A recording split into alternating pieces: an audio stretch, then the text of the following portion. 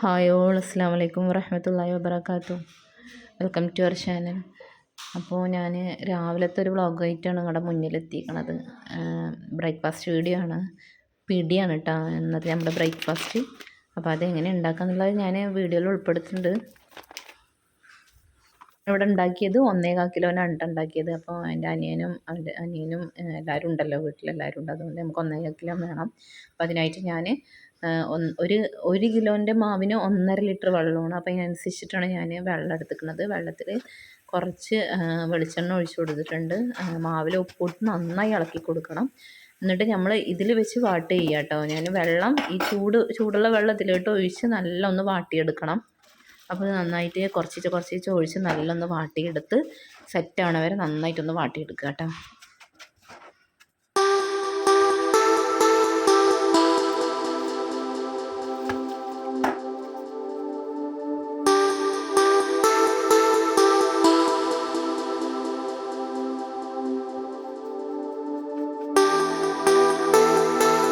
അപ്പോൾ നല്ല വെള്ളമൊഴിച്ച് വാട്ടിയ ശേഷം നമുക്ക് ചൂട്ടോടെ തന്നെ നമുക്കൊന്ന് കുഴച്ചെടുക്കണം കേട്ടോ. അപ്പോൾ കൈ കൊണ്ട് നമുക്ക് ചൂട്ടോടെ കുഴച്ചിടാൻ ബുദ്ധിമുട്ടല്ല. അതുകൊണ്ട് ഞാൻ ഒരു മാഷർ എടുത്തിട്ട് നന്നായിട്ടൊന്ന് അടിച്ചു കൊടുക്കുന്നുണ്ട്. എന്നിട്ട് കയ്യിലോട്ട് അങ്ങോട്ടും ഇങ്ങോട്ടും ഒന്ന് ഇളക്കി കൊടുത്താൽ നന്നായിട്ടൊന്ന് നല്ല സ്മൂത്തായിട്ട് വരും കേട്ടോ. പിന്നെ നമുക്ക് ജസ്റ്റ് ഒന്ന് ചൂടാറിയ ശേഷം കൈ കൊണ്ട് നന്നായിട്ടൊന്ന് ചാമ്പി എടുത്താൽ മതി.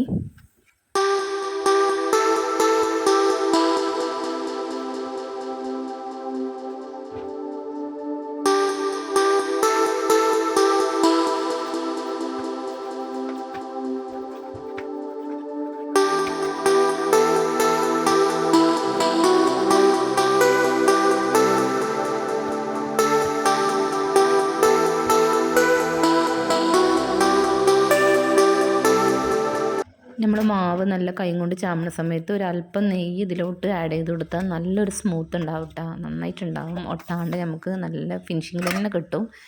അപ്പോൾ ഞാനിത് നന്നായിട്ടൊന്ന് ഈ പരുവത്തിൽ വേണം നമുക്ക് കുഴച്ചെടുക്കാൻ.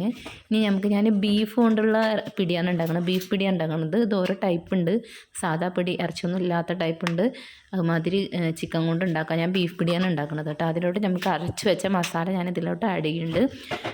അരച്ച മസാലയിൽ ഇഞ്ചി, വെളുത്തുള്ളി, മല്ലിയില, പുതിന, കറിവേപ്പില എല്ലാം ഇട്ട് അരച്ച മസാലയാണ് അത്. അതിലോട്ട് ആഡ് ചെയ്യുന്നുണ്ട്.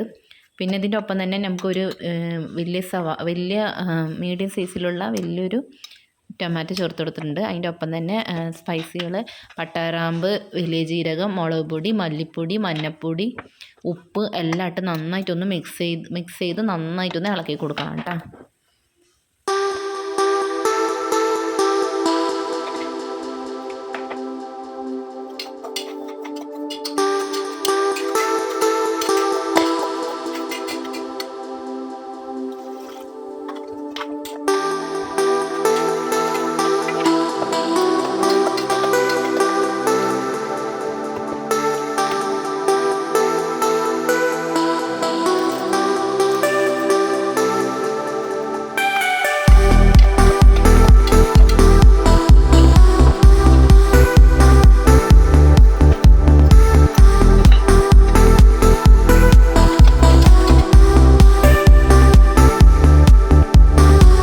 ഈ ചാമ്പി വെച്ച മാവ് നമുക്ക് ചെറിയ ഉരുളാക്കിയിട്ട് ഇഡ്ഡലി ചട്ടിയിൽ നമുക്ക് ആവി വെക്കാൻ റെഡി കൊടുക്കണം. അതിനൊപ്പം തന്നെ ഞാൻ ഇറച്ചിയിട്ടിട്ടൊന്ന് ഇറക്കി കൊടുക്കുന്നത്.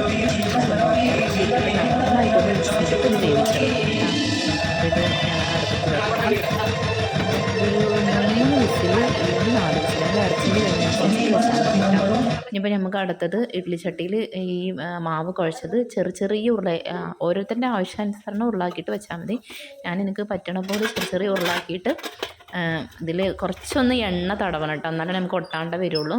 നമ്മൾ ചാമണ സമയത്ത് നെയ്യ് ആഡ് ചെയ്തിട്ടുണ്ട്. എന്നാലും കുറച്ചൊന്ന് കയ്യിലും ഈ ഇഡ്ഡലി ചട്ടിയിലും ഒക്കെ ഒന്ന് എണ്ണ തടവിയിട്ട് വെച്ചെടുത്ത് ഒന്നുകൂടി നന്നായിട്ട് ഒട്ടാണ്ട കിട്ടും. അപ്പോൾ ഞാനിത് ഫുള്ളായിട്ടൊന്ന് ഉരുട്ടി എടുക്കട്ടെ.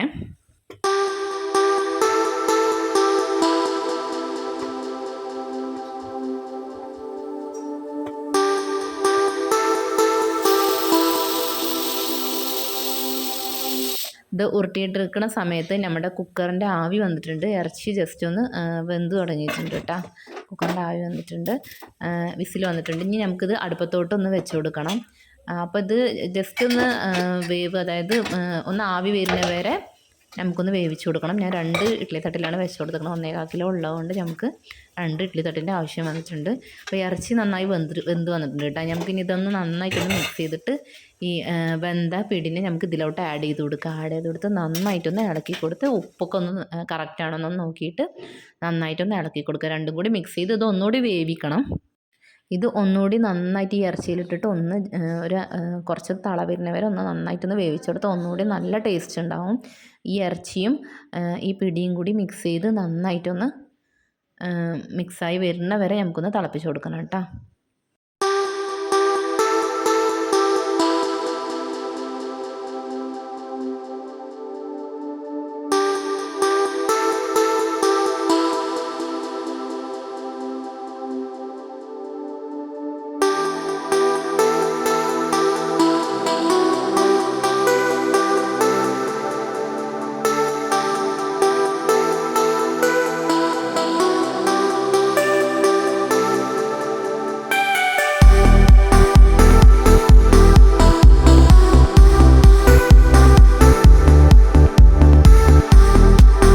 ഇനി നമുക്ക് അടുത്തത് ഒരു 1.5 മുടി തേങ്ങ നമുക്ക് ഇതിലോട്ട് ആഡ് ചെയ്ത് കൊടുക്കണം. അതിനായിട്ട് ഞാൻ ജസ്റ്റ് ചെറുതായിട്ടൊന്ന് അരിഞ്ഞ ശേഷം അതിലോട്ട് വലിയ ജീരകം ആഡ് ചെയ്ത് നല്ല ഫൈനായിട്ട് അടിച്ചെടുക്കണം. അടിച്ചെടുത്ത് ഇതിലോട്ട് ആഡ് ചെയ്താൽ മതി. ഇടയിൽ നമുക്ക് ജസ്റ്റ് ആ പിടിനൊന്ന് ഇളക്കി കൊടുക്കണം. എന്നിട്ട് തേങ്ങ നന്നായിട്ട് ഫൈനായിട്ട് അടിച്ചെടുത്ത് ഇനി ഞാൻ ഇതിലോട്ട് ആഡ് ചെയ്യാൻ പോകുകയാണ് കേട്ടോ. അപ്പോൾ ഇതാണ്ട ഈ ഒരു പരുവത്തിൽ വേണം നമ്മൾ തേങ്ങ അടിച്ചെടുക്കാൻ. ഇനി ഇതിൽ നല്ല മിക്സ് ചെയ്ത് വേണ്ട വെള്ളവും കൂടി ചേർത്തിട്ട് വേണം നന്നായിട്ട് ചേർത്തെടുക്കാൻ.